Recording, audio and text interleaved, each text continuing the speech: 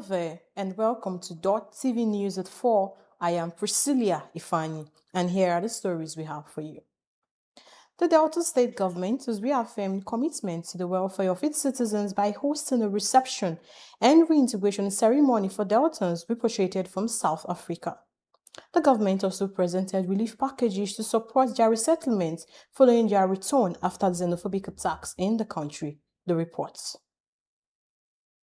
Representing Governor Sheriff Oborewori, the Chief of Staff, Government House, Johnson Ewijo, said no African deserves to be subjected to xenophobic violence. He assured the returnees that the Delta State government stands firmly with them, adding that the administration remains committed to building a state where every citizen can dream boldly and succeed. We watched with dismay the xenophobic attacks that were targeted at fellow Africans in South Africa. No human being deserves to be beaten, displaced, or live in fear because of their nationality. To every Deltan who suffered loss or injury, we sympathize with you and identify with your loss. In response to your plight, government has decided to mitigate your loss by providing immediate of 2 million naira per family to help you settle. Similarly, the Commissioner Bureau for Special Duties, Itache Ejiro, commended Governor Oborewori for ensuring that every Deltan among the returnees was identified and welcomed home, stressing that no one will be excluded from the state's reintegration program. As a Bureau, we are extremely grateful to His Excellency for the massive support we have enjoyed over the years and the expedited action that he took to ensure that his ceremony holds today. SEMA had exhausted their statutory allocation for the year, but because of the interest of His Excellency on the welfare of our returnee brothers and sisters, he expressly approved the release of funds for this contingency. We therefore receive you today with open arms and grateful hearts, grateful to God that your lives were spared, and grateful to the federal government of Nigeria who ensured the timely and safe evacuation that brought you back to us. The ceremony featured the presentation of a symbolic check of 175 million naira to the beneficiaries, with government officials announcing that disbursement of the support funds would commence immediately. Some of the beneficiaries expressed gratitude to Delta State government for the intervention, describing the support as timely and a significant boost towards rebuilding their life after their... Without complaining, I thank them so much. May God, Almighty God, bless them. It was really unexpected, but we really thank him for what he has done, because from all the informations gathered since we arrived, I think Delta State has done more than expected. We suffered a lot. Humiliation, insult, we suffer hardship, we suffer rejection, we suffer hatred, misery. But I'm grateful today that the governor have helped us. For these returnees, today's support is more than just a financial assistance. It is a reminder that our home remains a place of hope, and that the Delta State attacks. Reporting from Unity Hall, Government House, Priscilla Ifani, Dott TV News. Staying in Delta, the Director General of the Delta State Contributory Healthcare Commission, Dr. Isaac Apoveta, has called on residents of Ofuma community to embrace peace, unity, and collective responsibility as the foundation for sustainable development.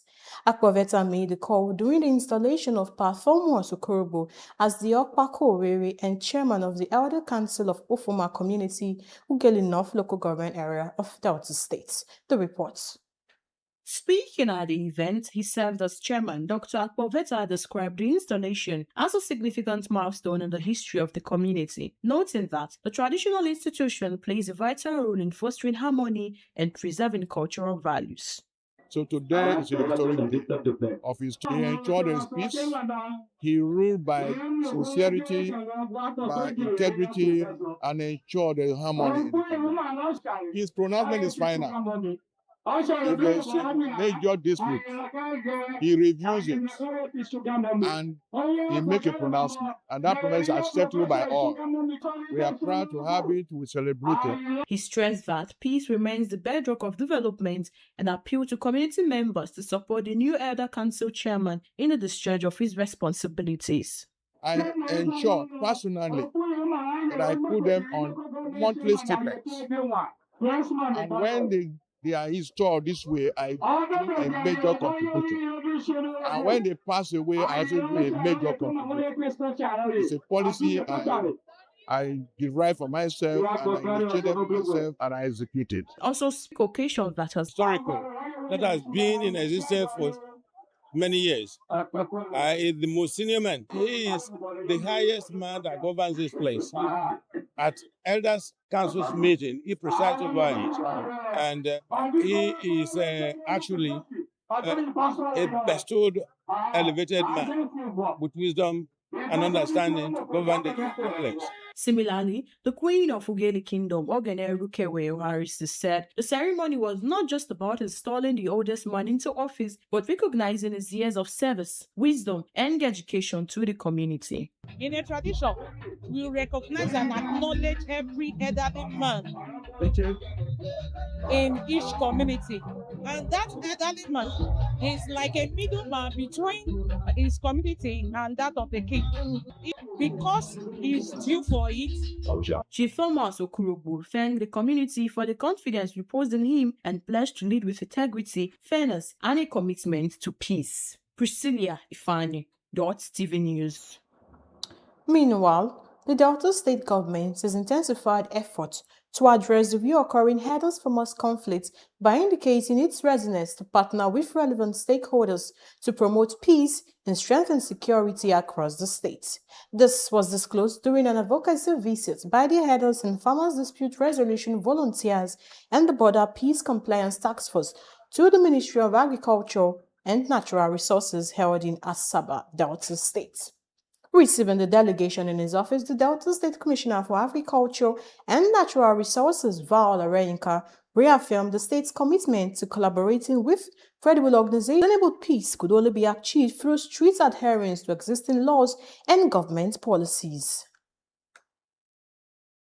President Bola Tinubu has reiterated that his administration will not negotiate with criminals or pay ransom to secure the release of kidnapped victims, saying doing so will encourage terrorism and banditry. Tinubu made the declaration on Thursday while receiving traditional rulers from Oyo State led by the Olu-Ibadan of Ibadan land at the presidential villa in Abuja. The terrorism and bandits. Congratulations on the Orire. I think we succeeded with your comment. The men and women of the armed forces for their excellent performance.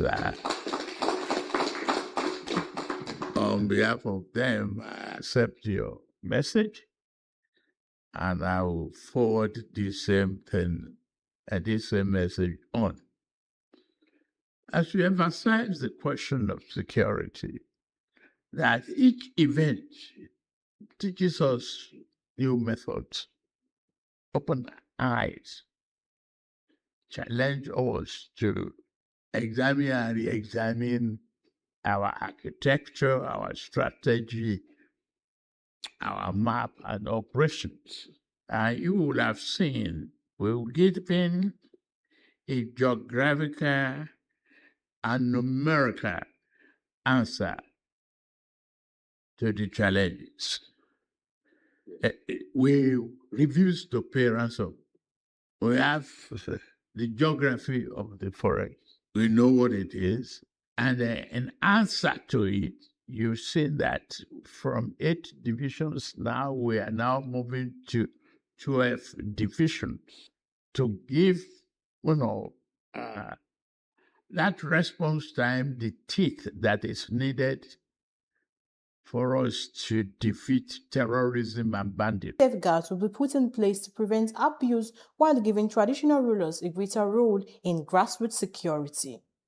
We have equally embarked upon what was missing. Several decades of fears and uncertainty about what to do about security at the local level will be corrected. There will be state police. That state police will have a guardrail from abuses, will protect it from abuses. And you traditional rulers too. Moving on, a clergyman identified simply as Pastor Philibos has been reportedly killed while 2 members of his church were seriously injured by terrorists suspected to be Fulani militaries in a fresh attack in Fumbok village in Darfur district of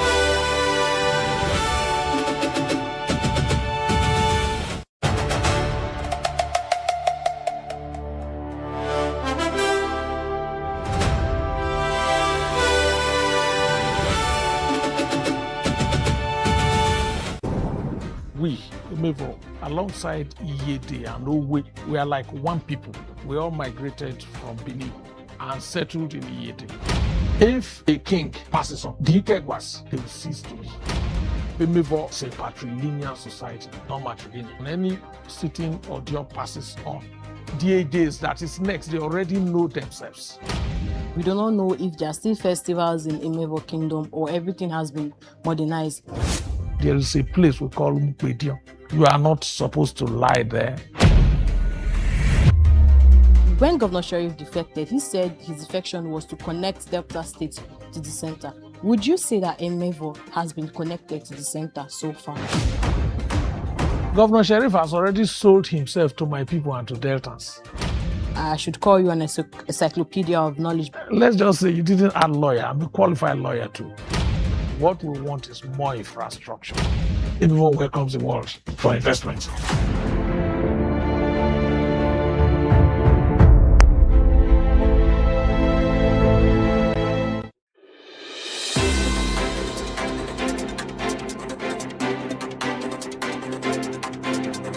In the heart of Asaba, where the street tells the stories every single day. From the corridors of powers to the decisions shaping governance and politics in Delta and Nigeria.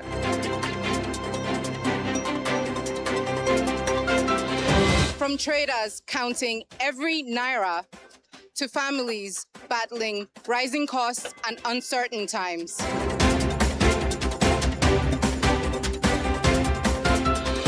From football pitches to sporting successes to the major developments making the headlines all over the world. And from the untold human stories, the struggles, victories, resilience, and hope of the everyday Nigerians. This is the news beyond the headlines. Dott TV News are your trusted window to stories that truly matter to the people. Here, we don't just report events, we tell the human stories behind them.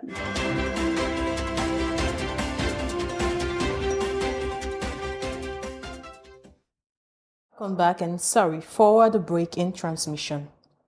A clergyman identified simply as Pastor Philibos has been reportedly killed while 2 members of his church were seriously injured by terrorists suspected to be Fulani militaries in a fresh attack in Fumbok village in Darfur district of Bokos local government area of Plateau State. He joined the community on Thursday night and unleashed violence on the people, leading to the killing of the pastor and critically injuring 2 of his family members.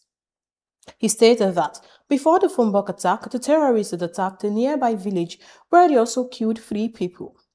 Before the attack, the president of the Barum Youth Modelers Association, Solomon Mwanturi, had raised an alert of an impending attack, warning residents to be security conscious, while also calling on security agencies to deploy operatives to the identified locations. South African authorities have arrested about 80 suspected members of vigilante groups allegedly involved in the xenophobic attacks and other criminal acts targeting migrants as the government intensifies efforts to restore order and prosecute those responsible. forum held in Lagos on Wednesday. Moore said the suspects were arrested across 5 to 6 provinces following a nationwide security operation aimed at dismantling vigilante groups accused of attacking foreign nationals and taking immigration enforcement into their own hands. The envoy stressed that the South African government neither supports nor condones attacks against migrants, insisting that the country's constitution guarantees protection for everyone residing within its borders, regardless of their immigration status. And now to Osun State, ahead of the August 15 governorship election in Osun State, 14 participating political parties have signed a peace accord. However, the event was marked by a strong protest from Governor Ademola Adeleke, who claimed his administration and party members have been under siege and constant attacks for the past 3 months. Representatives of all governorship candidates were present for the Peace Pact organized by the National Peace Committee. The chairman of the Independent National Electoral Commission, Joash Amutan, urged all political parties candidates 10, 2026 to implement nationwide strike across public health facilities. The ultimatum was issued in a communique signed by the NARD President Mohamed Long National Executive Council meeting in Gombe State. During the briefing, delegates expressed grave concern over what they described as the worsening state of Nigeria's healthcare system. Topping the list of grievances were persistent cases of assault, harassment, and violent attacks on doctors and promotion areas. And now to Akwa Ibom State. The Nigerian Medical Association Akwa Ibom State chapter has decried the shortage of medical personnel in the state. The NMA urged the state government to deliberately establish at least 7 medical training institutions to address the growing workforce gap. The association's chairman, Anekan Peter, who raised the concern while briefing journalists in Oyo, lamented that the state has consistently failed to meet its employment targets for medical workers. About 300 senior students of Government Girls College Jabulo in Gwale, local government area of Kano State, narrowly escaped disaster on Thursday after the staircase leading to their upstairs classroom collapsed during lesson hours. Reports indicate that the incident occurred at about 1 p.m. while students were attending classes in 2 upstairs classrooms, leaving them trapped until teachers organized their evacuation. The school principal Hajia Jamila Mustafa Mai Nasara said staff members and used it to safely evacuate all students from the building. Ceuta from Morocco in the last 24 hours via land and sea. Videos. Officials say at least 34 people have died while trying to reach the territory in recent days. This comes after Spain's Supreme Court ruled this month that migrants stopped at sea while trying to reach Ceuta or Melilla, another Spanish enclave, cannot be summarily returned to Morocco. In the meantime, the bodies of 4 climbers have reportedly been located by Pakistani search crews after at least 10 mountaineers were missing in a suspected avalanche on Broad Peak a day earlier. Among those missing is Nepali mountaineer Nima Pura, also known as Nimsdal, who holds the record for the fastest ascent of the world's 14 highest mountains. Friday. Elsewhere, the father of a teenage boy who was shot and killed 4 people at a high school in U.S. state of Georgia has been sentenced to 15 years in prison for murder, manslaughter, and other charges. 55-year-old Colin Gray was found guilty in March on a slate of charges stemming from the 2024 attack that left 2 teachers and that the rifle he used was a gift from his father at special events across the United States.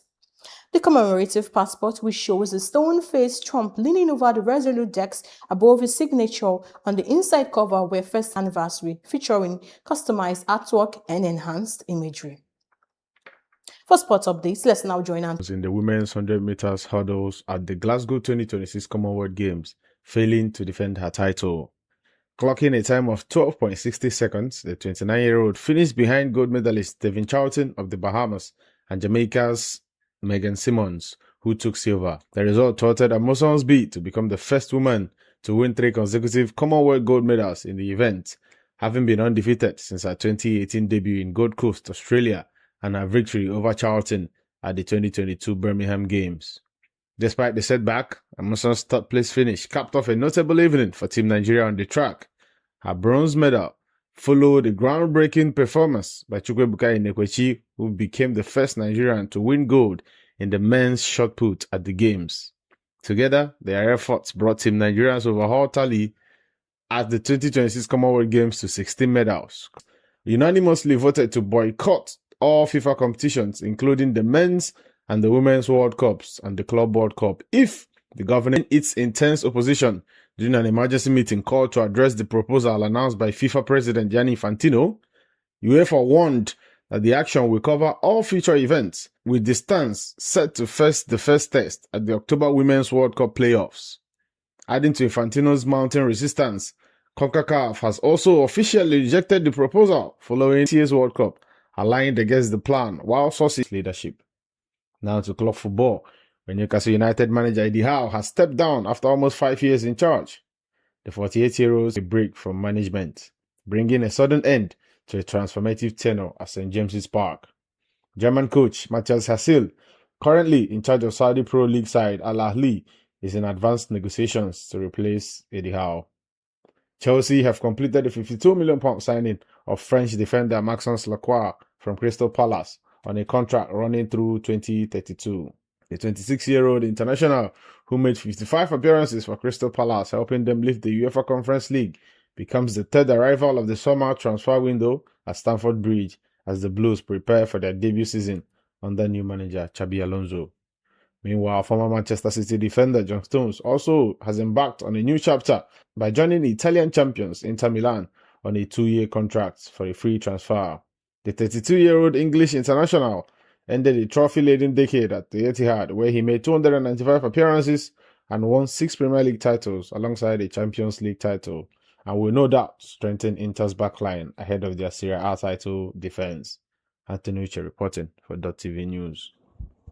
That's all we have for you on Dott TV News at 4. Thank you for your time. I am Priscilla Ifani, and do not forget to follow us on all our social media platforms at official Dott TV, or you could visit our website at www.dottv.tv. Thank you very much.